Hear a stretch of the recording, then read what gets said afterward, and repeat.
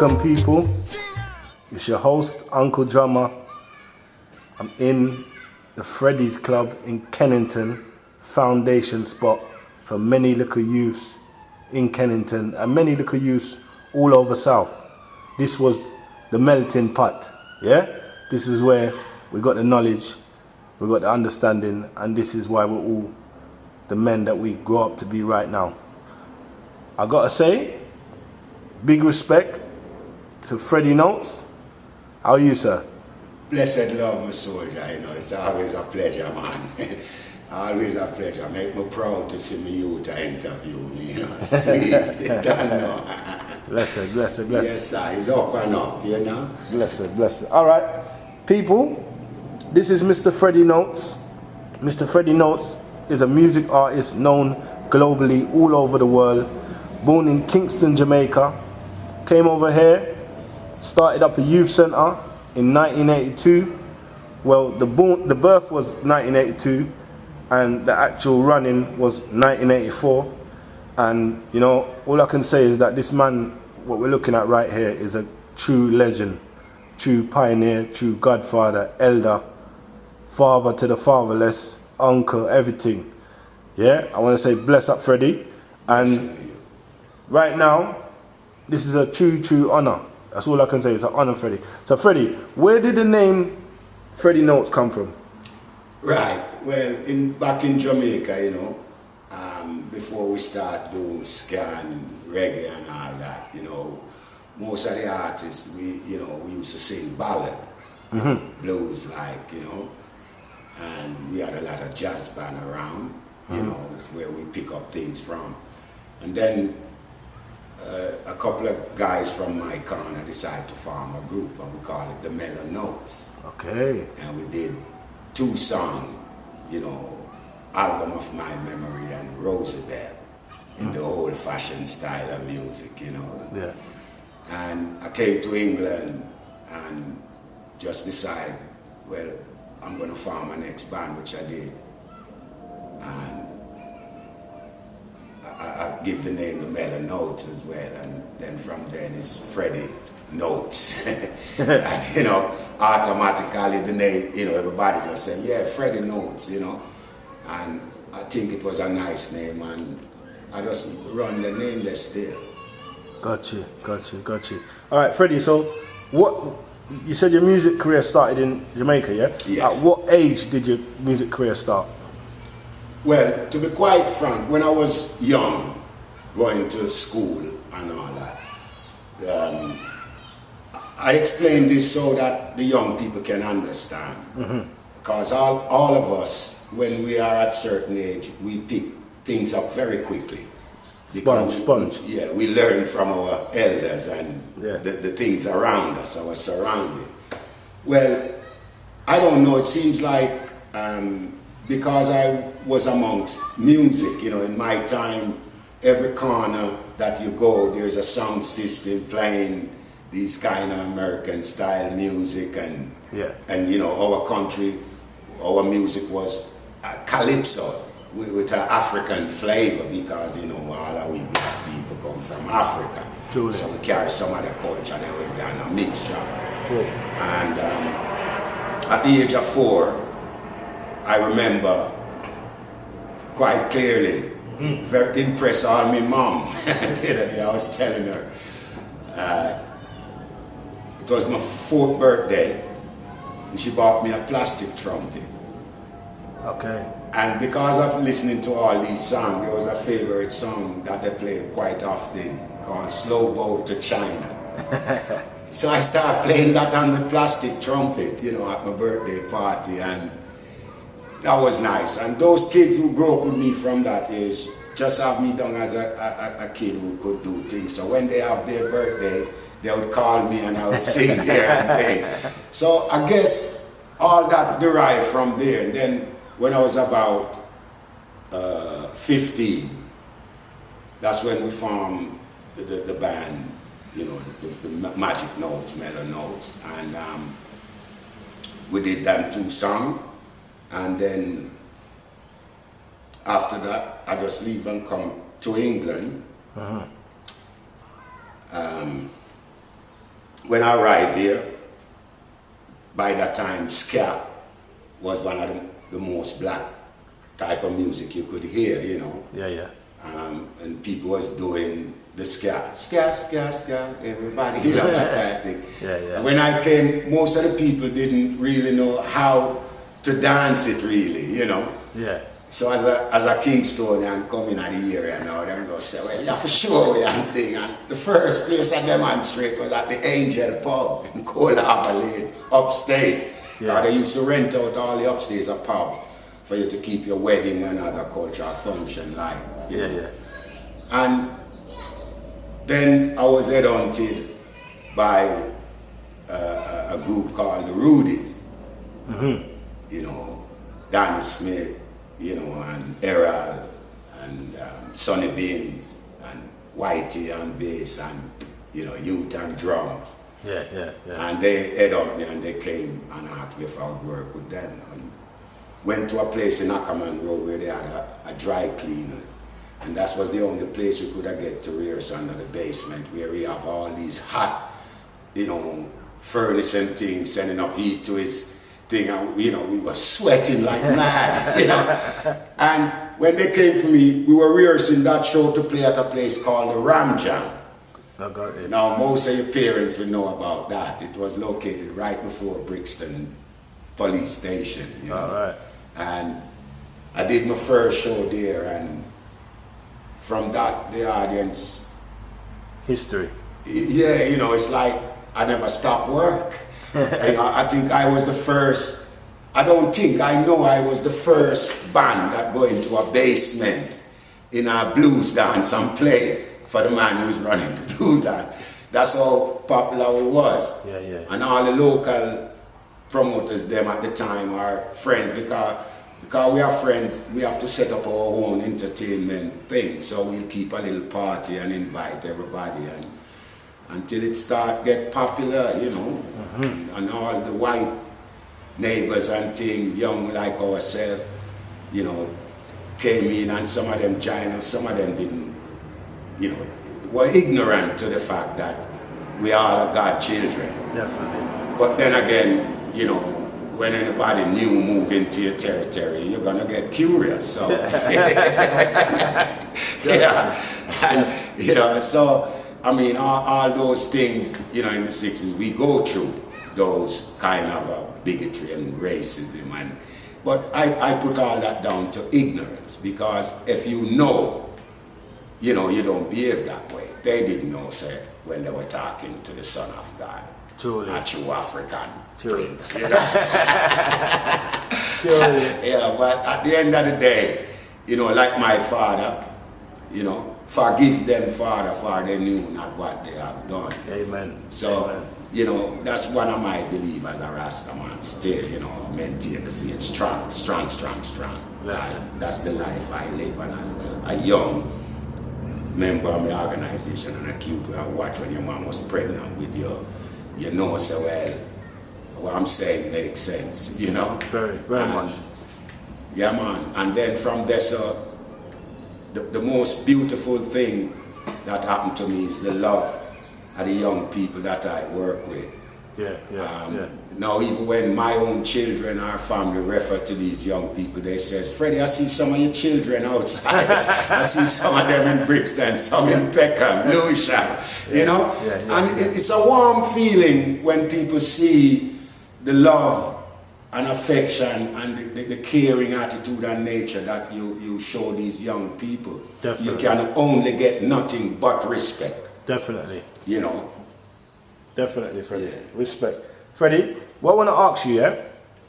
You said that you done your first 2 tunes at 15, did you say? Yes. Alright, so being a local lad from your area in Jamaica, yeah? Yes. How did you feel as a 15-year-old knowing that your music is getting played either on the sound system or on the radio? What was going through, what kind of feeling was you feeling at that time? Well, because of that age, and you know, I was a jack the lad amongst my friends and thing, you know. I was happy that happened, and I didn't have to do much because all the young girls and my friend them, you know, big me up and give me nice encouragement, and you know, it's not like now. Yeah. Where you do something nice and very few people, they see it and they don't even give you no encouragement. They don't even big you up on Facebook and things like that. True. You know, I mean, it's a good thing I'm an artist that spread my wing, right, you know. Definitely. You know, I widen my horizon. So the small amount of people who refuse from acknowledge certain talent or whatsoever, I don't know, you know, it doesn't too matter to me. Let them go on, yeah? Yes. They can't stop it. Trust me, trust me. And what part of Jamaica was you from? It's a born Kingston, yeah. Born right under the clock. You know what I mean? For a lot of people, you know, when me born, man, me born right before Coronation Market, you know, #1 Pink Lane. Yeah. So me there right in the heart of thing. And me grow east, west, north and south. He's one of the youth who left Jamaica well known with everybody, you know. Well, I must admit now, most of them people that was there, to be frank, my brother, you know, died because I was a youth from the age of 15. All of my friends, them was 20, 21, 23, you know, big boys. Because I was one of the youth who want to learn things, and then I get my girlfriend pregnant around the years 15 going 16. Wow. So, you know, I grew up with my children and one thing, and I think I have a nice lifestyle. Definitely, know. definitely. I live like a Rastaman star, and you know, yes, I don't crave for money or fame or fortune and those things. You know, are just distraction from reality. Yeah. You know, if you have a talent, then if you get the chance to expose it, expose it. Mm-hmm.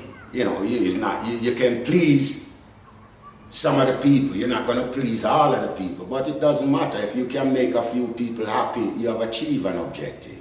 Definitely. And that was the objective that I set out to do, to entertain people, to see the smile on the face, the joy, and they dance in harmony and love. And it's a wonderful atmosphere. And I would never give up that for nothing. Respect, Freddie, respect. So, in your family, Freddie? Yes, sir. Was you the first artist, or was there other musician in your family? Well, funny enough, a lot of people wouldn't really remember this because they are young, but the older generation, like a great-grandfather or grandfather from them time there, would remember that there was, in Jamaica, there was small groups of dancers. You know, we dancing country dance, you know, where we dress up in our plaids and thing, the woman them, and have the fruits, a basket on their head, and they dance and thing. Yeah. You know, song like, away you the wheel and turn me, away you the turn and wheel me, you want me to fall down, lick me belly, pan tambourine, you know, those things, you know. And they would do that. So, another folk songs. Well, my mom and my auntie was part of that group. Okay. And all the bands them that was around, my mom was like a groupie. You know, cause my mom is very young, cause she's still alive now and dancing. God bless. Yes, you know, so yes, so my father was a good baritone singer. Okay. But he used to associate with one of the first bands in Jamaica, like local band, you know, called the Kolash family, the Puku Kolash and Daddy Kolash. And as I said, it's only the great-grandfather who know all this. You have Mullins, Stits and Stardust, and the Four Beats. You know, these are new. This was long before Scatterlights and all them people, you know. So, you know, there was that element of music around the family somehow. Yes. All right, Freddie. So, as a youth man growing up, what music inspired you? Do you think gave you the push and the drive to start your own thing?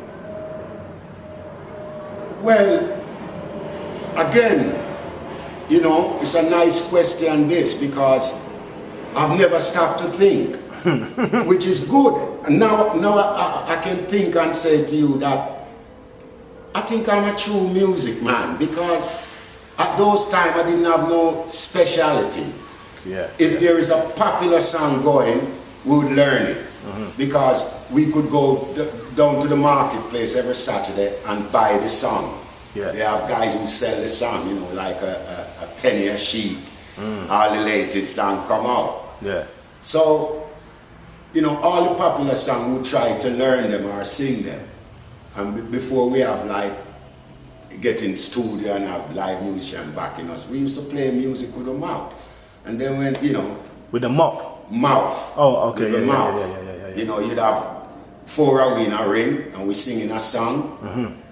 You know, like if a man was say, for example, we're singing One Love, a man would go dum dum dum dum dum dum, you know, and the next man do something, you know, and we clap, and you know, we used to do that quite often at the bar on a Friday night. That's how we used to raise our money. Yeah. We never really go and mug people and all them things. They never have to. We use with talent. Definitely not. And raise some money. So, yeah, that's how it started, really. You know, that is the true definition of me really getting involved in the music. And the encouragement from my friends. Yeah. You know, if they weren't there, probably I wouldn't do it. But, you know, every individual, when you're doing something constructive and beneficial, yeah, whether to yourself or to the public, people should enhance it and help you to develop it. You know, most definitely. Yeah, not envy and jealousy because you can do this or you can do that. I don't, as I said, I'm a Rasta man. And you can't go as I am with a carnal man. You have to leave that behind. Trust so last night. Just me, Freddie. Freddie. Yes. All right. So you've had a lot of tunes, a lot of records, yeah. Yes. Let's pick one. You pick one, Freddie. Give us one of your tunes. Well, I'm going to pick Montego Bay because all right. A lot of people familiar with that. All right. What made you come up with the title of that tune, Montego Bay? Well, what happened is a guy named Bobby Bloom, rest his soul. You know, he died now, but he did it, and I was in the studio at Chalk Farm, me and the Rudy's recording with Rico, and a big singer died again from America named Clyde McFatter. You know. And a gentleman walked in and says to me, oh, they have a song they would like me to sing. Yeah. And I says, okay, and they hand me the song, and me and the boys just take a few minutes, and, you know, I was singing the song and reading it from the sheet. And when I finished, the engineer, you know, turned to me and he says, Fred, you have an hit. And within a month, it was playing on all the radio and start traveling the world, New Zealand, Australia, you know, just singing the same song round and round. Yeah. You know, but that was how I did that song. Okay, so that song. Let's talk about that song now. So, traveling and touring the world on that tune. Yes. Yeah? How did you feel as a young man coming from Kingston, Jamaica, knowing that you're going to different countries, seeing different nationalities, and seeing the reaction to your music? People smile, people's joy, people singing. How did that make you feel as a young man at the time? Well, as a young man, as I tell, you know, from what I said, you know, from 4 coming up and the people, I was very advanced for my age. You know, I cling to stick to a lot of grown-ups and learn, and so as a Rasta man, I know the earth is the Lord and the fullness thereof, and man's free for trod the earth. Yes. And as I say, as a Rasta man, I know the earth is the Lord and the fullness thereof, and you know, man, you know, and Jah put man on this earth, and you know, and tell him to stand firm, you know, and widen the horizon, you know. So the fact that the talent was what caused me to travel. Yes. You know, I felt good, but if something was saying to me, why am I not excited? you know, probably I'm thinking a lot of people love the opportunity to do this thing. But I was so conscious, all I want to do is go to this country, perform good, so that it may happen again, and, you know, and sell Jamaican culture. Blessed. And I did that very well. Blessed, blessed. All right, Freddie Notes. What has been your best moment in your musical career up until today? What's been the finest moment that you can look back and say, boy, that one that bring me real joy, that moment there? Right.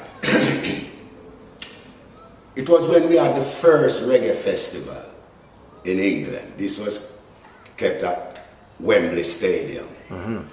And I was with John Holt, Marcia Griffiths, Bob Andy, Desmond Decker, Max Rome, you know, the top guns them. And I you know, like I say, I'm a Jack the Lad and thing, you know, and, you know, and when I went, and Johnny Nash was there, and when I went on stage, I'm finished with the stage. I'm the only man that somersault off Wembley stage. All the artists, them, who know me can tell you that, and somersault back onto the stage. Wow. Yeah, with a whip singing the song, Enoch the Bull. That was beautiful. Yeah. Yeah, and you know, and my outfit that I wear was a red miniskirt, a white socks, white shoes, and a blue cape, and a whip I brought from Spain, you know, 12 foot long, and the cape. And when I finished, all the girls them rushed me to tear off the clothes off of me. And I went, what? I thought they loved me. And, you know, and all the musicians again give me good encouragement, you know, nice one, Fred, boy, nice one. But if I'm not mistaken, I don't want to sound big-headed or nothing, but from that, you know, everybody knows say don't mess with Freddie Notes on a stage. I mean. You understand? A serious thing start, and if you don't believe, you have to come watch it for yourself. I will. So last year. Yes, Freddie. All right, Freddie. Yes, we're gonna go into the youth club part now, right? Yes, sir. All right, Freddie. So, being a global star, people knowing you and loving your music, what made you go into the youth club business? Right. It started 1980. I just came back from New Zealand, just half our tour, and I come right into a situation where I could sense there is a tension. Yeah. And I went up to Bristol, St. Paul's, and I could feel the same tension. Anyway, I came home because I was only going to stay in London for a couple of weeks, get some new material and go back. And then a policeman approached me, accusing my two sons of stealing a bicycle wheel. Oh. So I was shocked because my son knew that I was coming back to England and was going to buy them bicycle each. Yeah. But not knowing that because I spent a good little time abroad working, they weren't into bicycle anymore, it was roller skate. Okay. So they didn't need no bicycle, so they had both had 2 pairs of roller skate each, and they used to go down to Pimlico because they go Pimlico school. And there is a kind of concrete area where they used to do tricks and things, and the people used to give them money. Yeah. And it so happened that, you know, as I said, my kids grew up with the white kids and everybody, so they didn't see no racism and all that crap. Yeah. But one kid who was with them didn't have no roller skate, and he came down to visit them with a bicycle, and it punctured. Yeah. And there was a bicycle chained up onto a fence, and he took the wheel off. Oh. And a lady, a white lady, a very elderly woman, was sitting in our house, our window, watching. The lady came, called the police, they come. The woman told them that it was 4 black boys who stole the wheel. So, anyway, I didn't know about this until the police approached me and says that he come to have an interview with my two sons, the theft of a bicycle wheel. I said, bicycle wheel? I said, are you serious? And he says, well, yes. You know, she's a nurse, you know, she used it to go to work. I said, but so I said, hold on. So I called on my two boys at the time. I says, come here. I says, where's the bicycle wheel? So they look at me as if I was crazy. What bicycle wheel? They says, Dad. I says, well, this is a police officer, and him says, him come for questioning you all about a bicycle wheel. Somebody take the wheel. So my son then went upstairs and come down with their roller skate and says, we don't want a bicycle, Dad. All the kids have pair of roller skates. Yeah. You know, we don't need that. You can go down to Pimlico and ask Lady Diana. I went, what? Because Lady Diana was helping out in a nursery down there, young lady. And your kids knew her? Yeah. Wow. You know what I mean? Like they were saying, that those people see them every day. So after they finish, they know they have to get home in time. So they skate up. Yeah. So I said to the policeman, well, that's, you hear it from the son. But I tell you what, officer, if you come back in 3 months' time, I will tell you who actually stole the bicycle wheel. Okay? Anyway, 3 months to the day, the man knocked on my door. Wow. That's why I'm trying to tell these young people, you know, don't think so these people forget anything. Yeah. You understand? Yeah. And when he knocked on my door, I says to him, but you're really a policeman, you know. And he turned to me and he said, but I'm in plain clothes. The neighbors won't know what's happening. So I get so mad because he's pursuing 4 black kids. 2 of my friends' son and my kids, them, and for this bike. I says, well, it's one of your people who stole the wheel, a white kid. Yeah. And he says, I knew his who. I said, well, I'm glad you know his who, so I do have to tell you. Yeah. Him says, I just wanted to know why your son didn't grass up this kid. And I turned to him and I says, are you crazy? They are friends. They play together, you know, they ain't gonna grass up their kids. And the man was very respectful of that understanding, and there was nothing come of it. And then he realized that there was a tension going as the one I saw when I came, and he was asking me, you know, why these kids don't go into the local youth club. That time there was Boy for a Youth Center. Okay.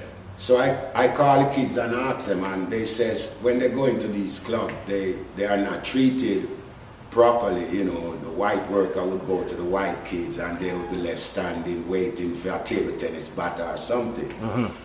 So the policeman says, is that true? So we decided to do a feasibility study, which we did, and find out exactly what the kids them tell us was true.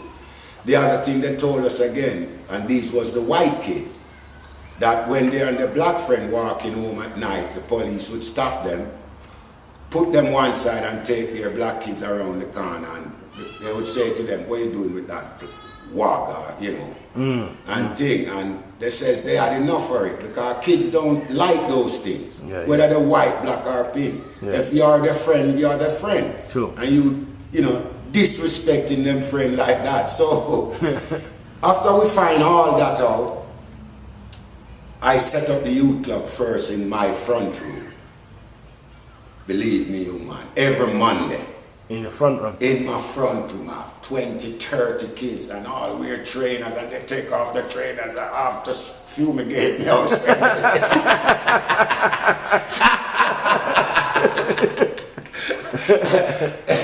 And although I was with the police guy, and because, you know, he's a community police, so he would like to help and make sure the kids them have something. Yeah.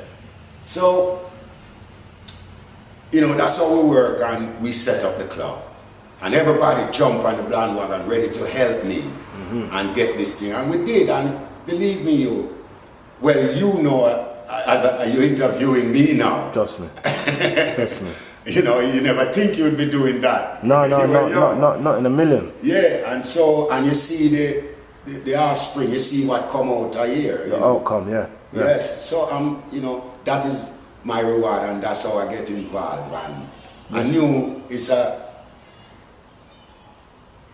that incident is the foundation, but it's a guidance. I think is God, Jah, will lead me there, sir.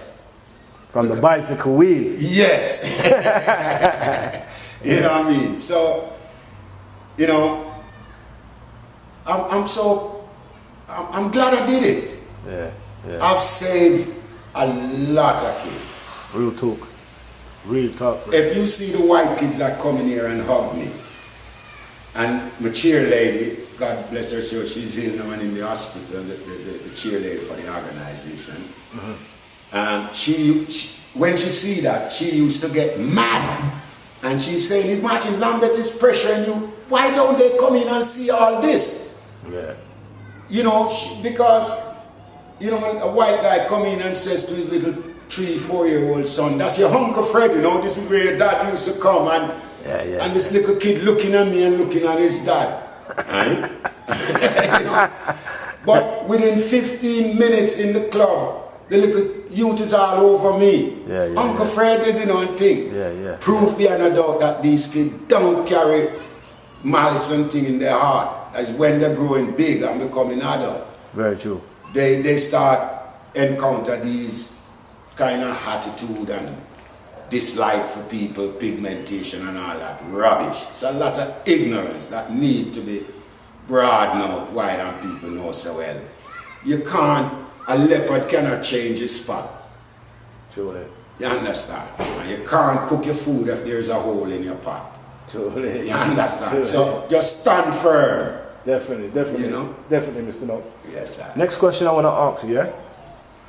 As a youngster growing up in your youth centre and being around you, I never once witnessed you lose your temper, yeah? And what I see in society today, people don't got no patience for children. You're on the bus with your kid's screaming or your kid's making up noise, the whole bus turn around and look at you.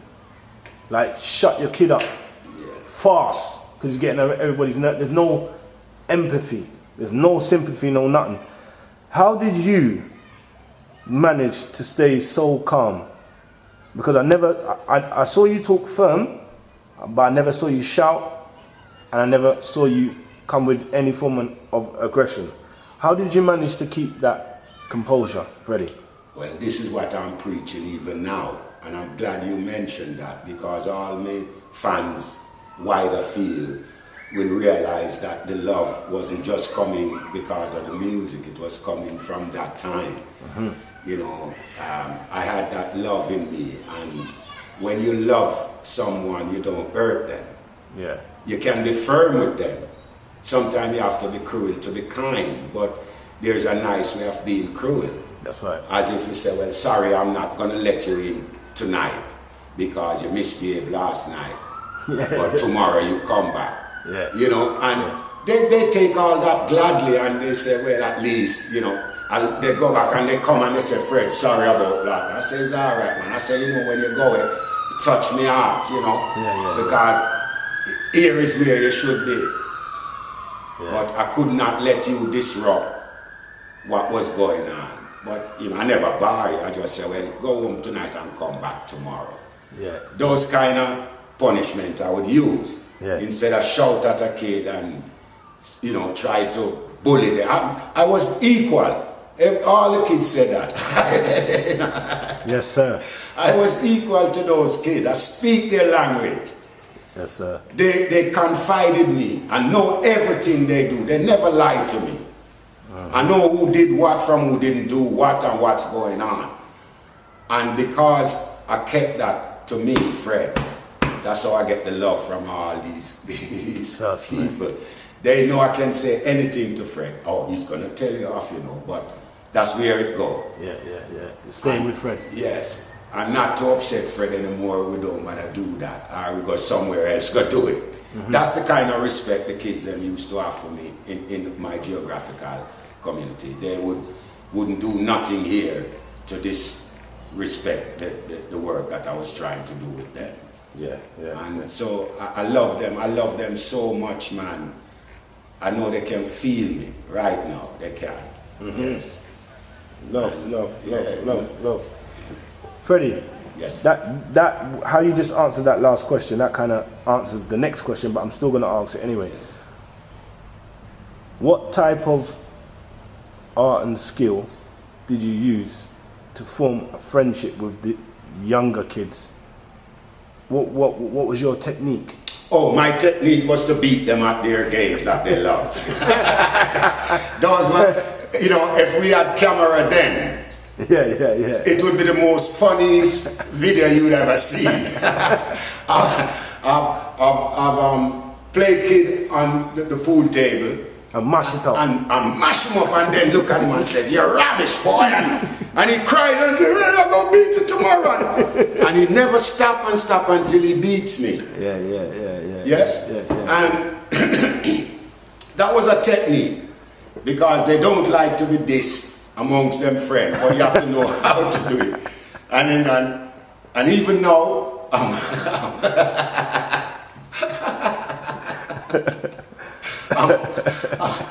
I'm a great granddad. Straight. And they still remember that. That beating. Yeah, they said to me, "Freddie, are you still fit? You know, because I'm coming back for revenge." You know, and it's so nice, because just that simple little thing, let them think. They used to say to me, "I can't let a old man like you beat me, man. Come on, we're going again." And I used to be cracking up. You know, and some of them was better than me, very good. Yeah. But I had to trick them in order to show them that, you know, you have to be careful. Yeah. You know, people can use different kind of strategy, proper terminology, and deal with you. And nice you up. Yeah. Just yeah, man, they love it, man. They love it, man. They call me the Great Fred. Hey, man. Great Fred. All right, Fred. At any point in your career as being a youth worker, yes, did you ever look at yourself and say you've had enough of this, or you want to give up? Did you ever get to that point in your career? No. Funny enough, the only person when I was going through my trial with Lambert and the idiosyncrasies, you know, was my wife, who says, "I don't want them stress you. Better you just give up the place, you know, because they don't appreciate what you're doing." And she was more sorry for the stress that they were causing me. And listen, I want the public to know, I carried a work that stress for over 20 odd years. Yeah. Been taken to the High Court, taken to the County Court, and still stand firm as a man, because my children them come first. Trust me. And I met the judge, them know that, and them told them to come negotiate with me. And now they come back now and want to take it away again. So if I go, then you know what's going to happen. You know, they don't have a voice, because you don't get help when you get into trouble again. No legal aid and all that. So you need people who can probably talk for you, you know, and show them certain facts that would help your case. Good character reference. Good, yes, and things. So if that's why, you know, this is my perception of how the system works. If you are very good at what you're doing, then there is nothing they can tell you. But if you're bad, they like that. They'll employ you so they can tell you to do their things. But from you doing your things. That's right, Freddie. And it's working. That's right. They don't like that. That's my perception, you know. I'm yet to be correct. I second that as well. I second that, Freddie. But one thing I'm going to say, Freddie, is that no matter what Lambeth or whoever wants to come and say that they want to take away from you, bricks and mortar, like you said. Yes. They can never take away the works that you've done. Truly. In the community. Thank you. You understand what I'm saying to you? Because enough man, you know, respect their dad. But their dad was, you respect your dad because your dad is your dad. Yes, sir. But you was the godfather, and you still are. Blessed. And they can't take away that joy. Ja, and you've helped a lot of children. Thank you. Stay away from jail, stay away from death, stay away from problems. So no matter what they want to take from you, Freddie, they can't take your spirit, and they can't take the joy, and they can't take the energy. True thing. Up, up, up. Yes, sir. All right, the last question I'm going to ask you now, Freddie, yeah? Yes, man. Can you, as an elder, can you give some advice to the young mothers and fathers nowadays? Because, you know, like when you was looking after all these kids that are grown into man and woman now, times have changed. Yes, time and it's running very fast now. Yes. There's not a lot of foundation, you know. There's a lot of emptiness. So can you give some advice for the young mum and dad, please? Yes. Young people. Yeah. Young people who are having children now. Young mom and dad, because grandparents are becoming younger and thing, you know, which is a nice thing. It's a blessing. Definitely. You have to give God thanks. Definitely. And praises for that. And my advice to all young couples and parents, young fathers and young mothers, even those who are just one parent, it does not matter. Make sure you teach your child about the contents of love. Don't just use the word. Use the action. Yes. Right? Get close to your child. Don't tell your child bad things about his father. Or father, don't tell the child bad things about his mother. Mm-hmm. What you and mother have is personal, nothing to do with the child. Mm-hmm. Make sure the child take first priority in every given situation. And make sure both parents smother that kid with love and understanding and proper teaching, so that kid can come up and contribute the same tradition to their kid. I must say, from my 34 year of experience running a youth club and familiarizing myself with a lot of different young people of different culture and thing, I could write a book on the different cultural administration to their children and thing. Yeah. And some of them are good role models, some of them, you know, confusing, you know. Mm-hmm. However, without that love, and when you're giving it to your children, let them see you are giving that love to your neighbors as well. Blessed. Do you understand? Because it's not just one side or just within the family. That love's supposed to spread around your community. So let your child see what you are teaching it, that you are living it too. Mm-hmm, mm-hmm, mm-hmm. And be careful of the new kind of formulas them are bringing, because them reckon you not get too clever. So you never know these kind of formulas is doing to your brain. Believe me, you. Truly. Me, Freddie, I tell you that. Truly. I would challenge anybody who want to come tell me different. Because 34 years is not just yesterday, it's a long time working with you all and understanding and seeing the changes that you are all going through. You know, so stand firm and maintain that love.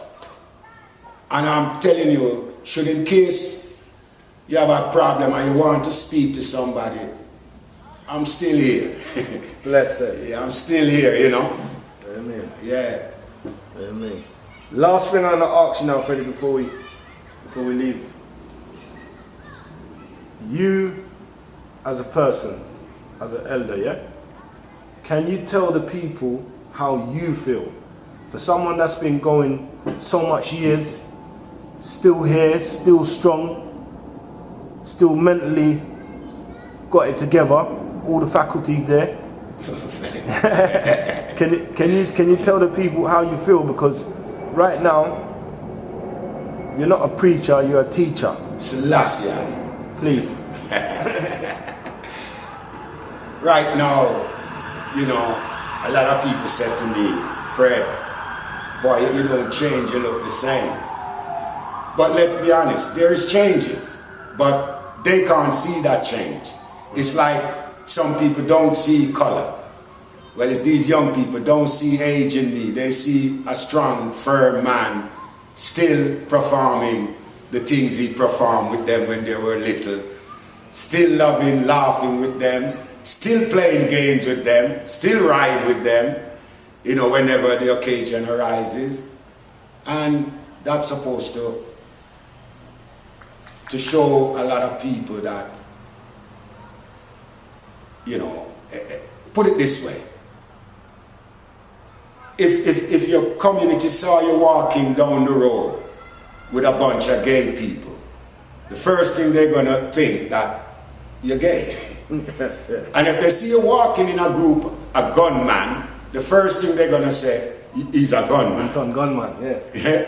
So I just stick with my children then. So all the spirit just step on me and make me keep young. Amen. Selassie. Amen. Amen. Yeah. So show me a come and I tell you who we are. Who means to the youth, 100%. Nobody can change that. Selassie, man. Without my youth, then where would I be? Where would I be? You wouldn't be interviewing me now. You wouldn't be showing people the nice person you turn out to be. True. True. And I'm saying to all you young people, if you have any doubt, all of the favorite sound man, go and ask them about me. They'll give you the same message.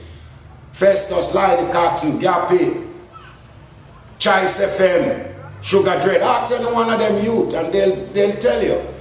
I love you to the max. Without you know, where would I be? Selassie, Jah, Rastafari. Blessed. Blessed Freddie. Love, yeah? Thank you, my soldier. Continually. Yes, man. Yeah? Yes, man. Blessed man. Love. Yes. Run the idiot with this skunky. Right now they're disrespecting the sensi. Cause they don't know about the Cali. They have to go back and learn their history. Cause all of them are follow fashion. Abuse the weed until it ration. But they can't fool me, they are aliens and they all will fall with Babylon. Enough, God. Fire. Yes, I. In my bone, won't leave me alone. Blow me away with your old ideas. We'll put out the fire just inside